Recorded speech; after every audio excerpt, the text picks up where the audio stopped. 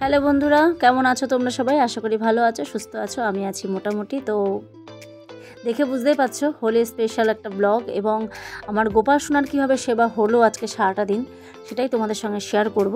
আর এই ভিডিওটা যদি তোমাদের ভালো লাগে বন্ধুরা, অবশ্যই লাইক, কমেন্ট, শেয়ার, সাবস্ক্রাইব করো। আমার পাশে থেকো, তোমাদের সাপোর্ট, তোমাদের সহযোগিতা আমার একান্ত প্রয়োজন।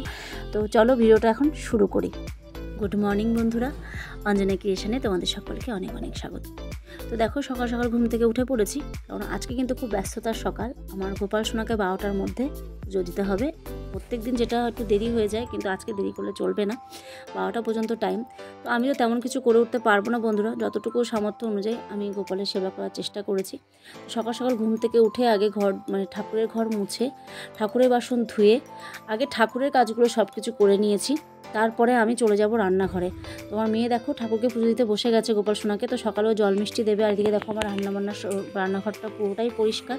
এখন আমি সকালে রান্নাটা করে নেবো। আর এদিকে দেখো মেয়ে গোপাল সোনাকে তুলছে, সেই ভিডিও তোমাদেরকে একটু দেখিয়ে দিলাম।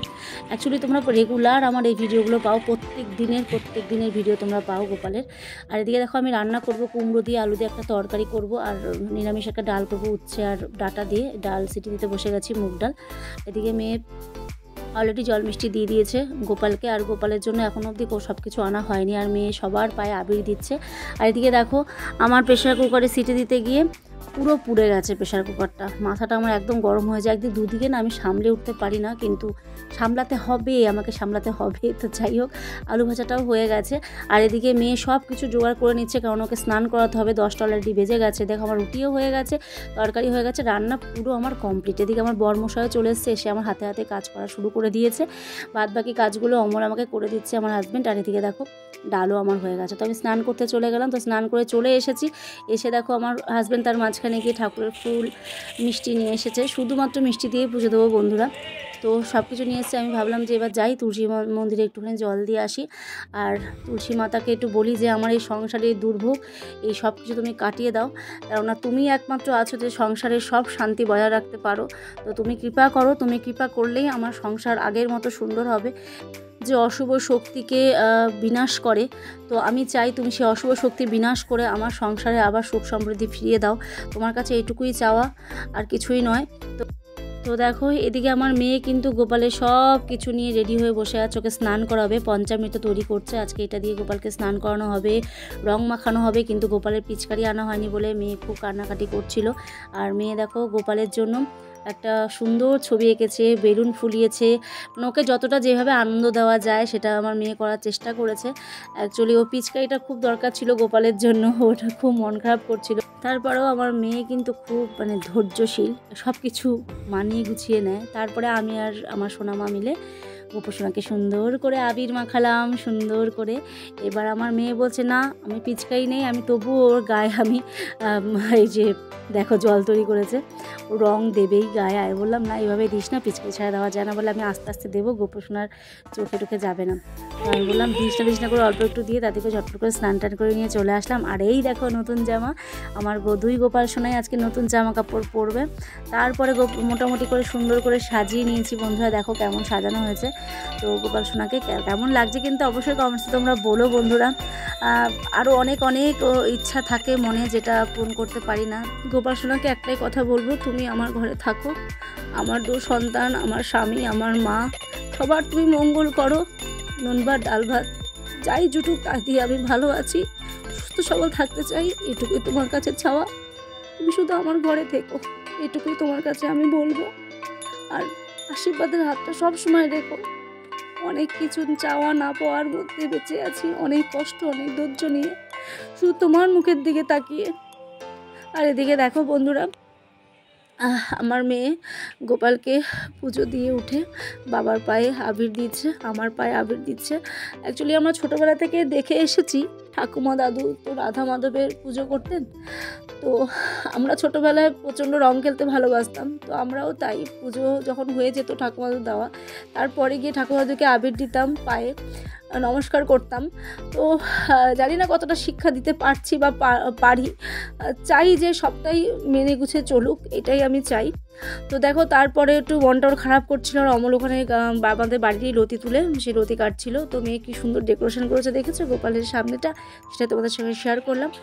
তো মেয়ের মনটা খারাপ করছিল বলে অমল কী করলো, ওর দাদারই পিচকারিটা ঠিক করে দিল, এবং দেওয়ার পর সেটা নিয়ে ও রাস্তায় সব বন্ধুবান্ধবের সঙ্গে খেলা করেছে। দেখো একটা দিন বছরের সবাই চায় আনন্দ করতে, তো আমি আমার মেয়েকে চাই না যে ও আনন্দ না করুক। ছেলে বড় হয়েছে, ও নিজের মর্জি মতো থাকতেই পারে, কিন্তু মেয়ে যেহেতু এখনও ছোট, তো আমি চাই ও কষ্ট যাতে না পায়।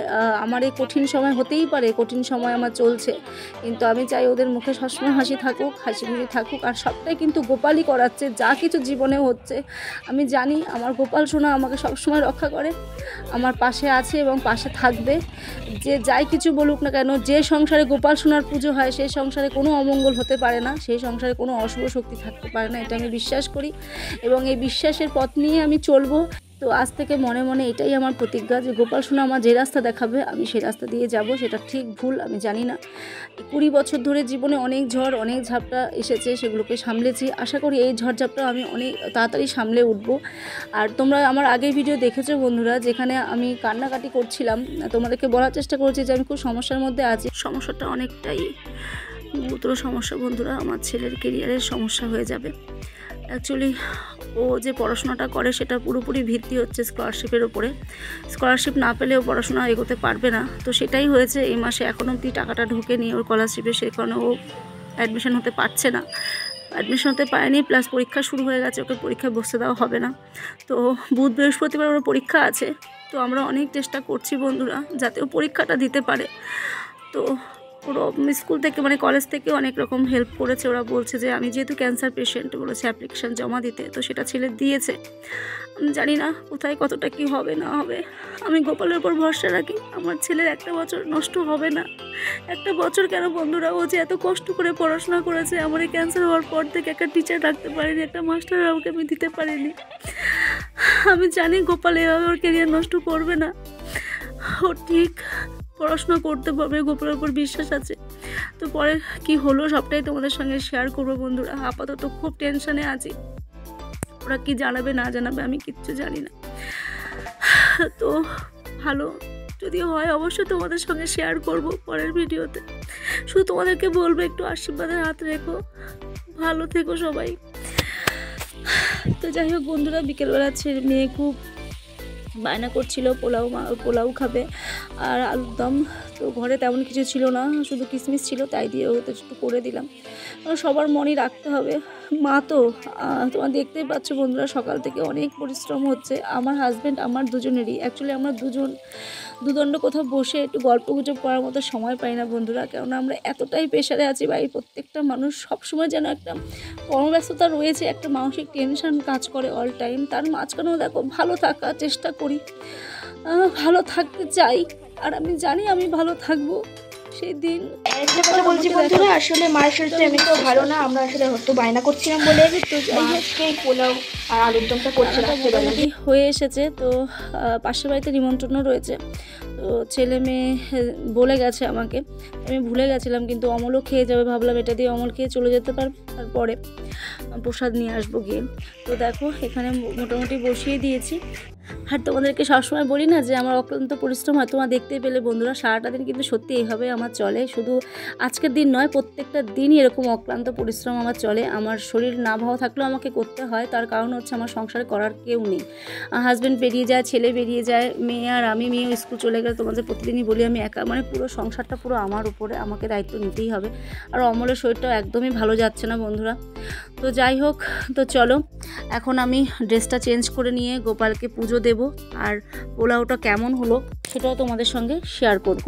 আর বন্ধুরা এত গরম আমাদের ঘরে, এখন থেকে এত গরম না, তোমরা তো দেখিয়েছো ছাদের উপর কোনো গাছপালা নেই, প্রচণ্ড গরম। তাই ভাবছি আরও 8টা মাস গরম কীভাবে চালাবো, তার মধ্যে এসি চালালে এত পরিমাণে কারেন্টের বিল আসে, মানে প্রচণ্ড চাপে আছি। আর এই গরমে না আগুনের কাছে থাকলে প্রেশারটা আমার আরও বেশি বেড়ে যায়।